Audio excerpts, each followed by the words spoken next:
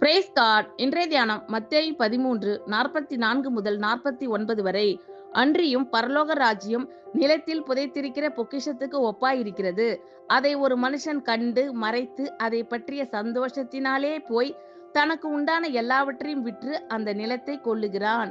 மேலும் பரலோக ராஜ்யம் நல்ல முத்துக்களை தேடுகிற வியாபாரிக்கு ஒப்பாயிருக்கிறது.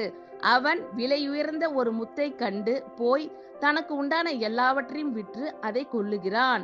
அன்றியும் பரலோக ராஜ்யம் கடலிலே போடப்பட்டு சகலவிதமான மீன்களையும் சேர்த்து வாரிக்கொள்ளும் வலைக்கு ஒப்பாயிருக்கிறது. அது நிறைந்த போது அதை கரையில் இழுத்து உட்கார்ந்து நல்லவைகளை கூடைகளில் சேர்த்து ஆகாதவைகளை எரிந்து போடுவார்கள். இப்படியே உலகத்தின் முடிவிலே நடக்கும். தேவதூதர்கள் புறப்பட்டு நீதிமான்களின் நடுவில் இருந்து பொல்லாதவர்களை பிரித்து அவர்களை அக்கினி சூளையிலே போடுவார்கள். அங்கே அழுகையும் பற்கடிப்பும் உண்டாயிருக்கும் என்றார். ஆமென். Thank you Lord.